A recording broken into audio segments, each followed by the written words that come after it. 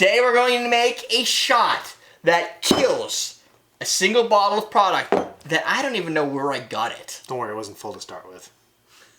True. That would be a hell of a shot. That would be a hell of a shot. We're going to get a shot that kills a whole bottle. Welcome to Sunday Night Shooters. I am your host, Derrick Schommer. That's Ian Anders. Oh. As always. And we have a producer with us. Amanda Shook. Amanda Shook. Thank you, Amanda, for producing this episode, and Hunter D for the submission. The submission is the spiced pear shot. It's 1.5 ounces of Xante Pear Liqueur. We're running out. We're running out. 1/4 ounce Fireball. Splash simple sip. I don't like splashes. I know, it's immeasurable. We've ranted about this before. We've ranted about this. Don't make me get on my soapbox for a second time.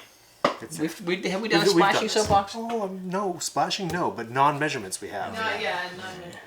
We're going to stir it nice and straight into a shot glass. And boom, there we go. We're going to double that recipe because there's 3 of us. Yeah, and we don't know what it's going to do. I should dilute a little bit, but I don't know. Why don't you rant while I make this drink? Here's the problem. Outside of wearing neon and Hawaiian shirts at the same time, there is no good reason anybody in today's world, now I'll forgive... We're not doubling this. Okay, that's fine. I'll forgive people who have created recipes. You can ad-lib, whatever. I forgive people who've created recipes in the past. But from this point on, I drew a line in the bar. No one should ever create a cocktail with a splash. Because it's not a measure. You have no way of defining to one person what a splash is. It's a little tough to recreate a splash from bar to bar. If you go back to the 1800s when they used a wine glass as a measure, and this as a measure, and that as a measure, and like all these weird things. At least it was a ratio. It was a ratio, but they didn't have anything else to go on. We've learned! It's been 100 fucking years! I'm going to call a splash 3/8 of an ounce today. Sounds good. I typically go with 3/8 of it. What the fuck is that? I don't even know what 3/8 is. I poured and it was halfway between 1/4 and 1/2. So. Okay. I typically call like a dash is like 1/4 of an ounce. That's me understanding my fractions. So is a splash more than 1/4 of an ounce? Is it more than a dash? Is it more than a dripple? Like, what's a dripple? I can just keep making shit up. That's the thing, is it doesn't measure. I know what a drupal is. Even if you say a teaspoon. Or a tuple. A bar spoon. It's a measurable quantity that you can use. I can't tell you what a fucking splash is. So you guys can just do it if there's not enough. Oh, well. No, we'll shot. Bullshit. Just saying. You're on vacation and doing a shot. Well, it sounds like a good shot. I just, it's gonna put me to sleep. It is your show and all. Plus, what I understand is alcohol only, like, after a couple hours, you wake back up. And I've never experienced that.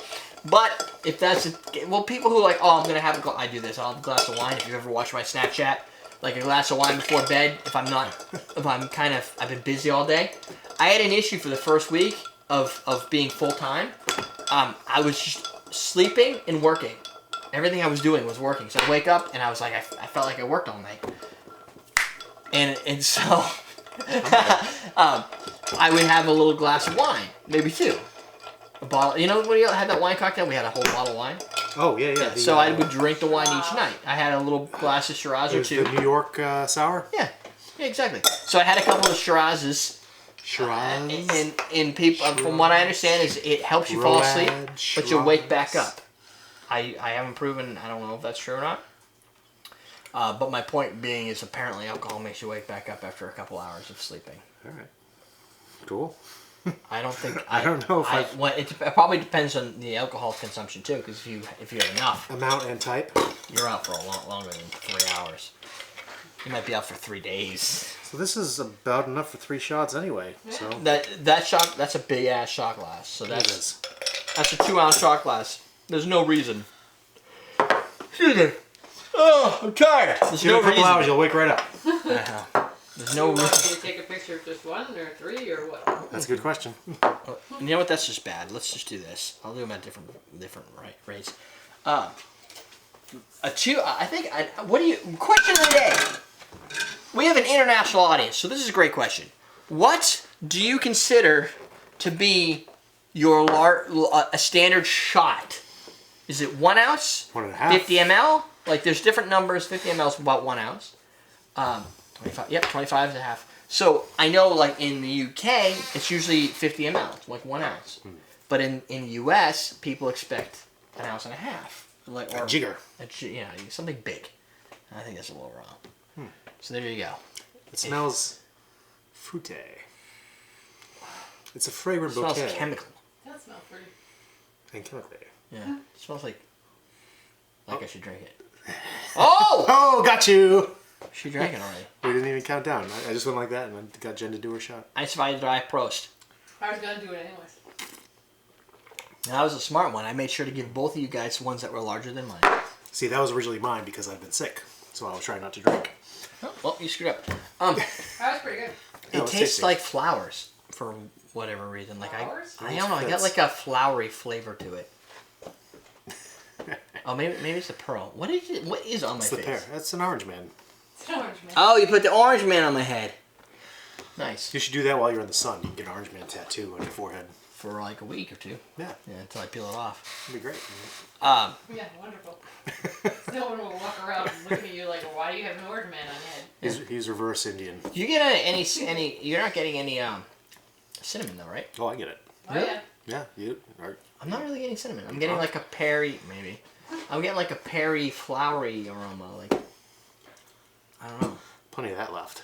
Might as well just Drink it. drink it. Oh, Give it off. where am I going? You're with me, Cole. Cabron. Yeah. Whoa. That is not like the shot. A sweet virgin pear. I'm guessing a pear that hasn't had sex yet. Finest French cognac. That was the other thing. It's Trey cognac. says get that shit off your head. Who says that? Trey. Oh, that. Like, you take me serious, like normally. It does have a little cognac flavor to it, but Yeah, a little bit. More I pear. love pears, and to me that I don't know. It's a pear liqueur. You get the pear taste, but I would like to create a more pear forward flavor. As opposed to like the cognac and the kind of chemically Yeah. fruitness. I mean, it's not bad. No, but when you you can bring tell when there's alcohol like and fruit, it gives you that chemical flavor. It does. And It doesn't mean there's not real pears in there. it's just it has that chemical flavor. Yeah. I would like a pear liqueur that actually has like a very sweet, like over-ripened pear flavor, like the natural sugars as opposed to just adding, I don't know, whatever that barrel aging to it or something. I don't know. But it's fine. I didn't get a lot of cinnamon. I get mostly Xanté out of that. Oh, it's not that heavy. Yeah. I definitely got the cinnamon though. Yeah, I mean, it was lingering in my mouth in the end. But the thing is, this cocktail, the spiced pear shot literally calls for Xanté. So if you don't have Xanté, if you could find a pear liqueur, I'm fairly certain you'll be good. Maybe even better if it has a little bit more of a pear flavor to it. And I know one of the criticisms that we get from time to time, like last week, was that Common Man Cocktails is creating cocktails that nobody can create. They're too complex. Why don't you just make more things with juices and stuff? They probably already made it. Yeah. I'm 2,000 cocktails deep here, to almost 3,000 cocktails deep.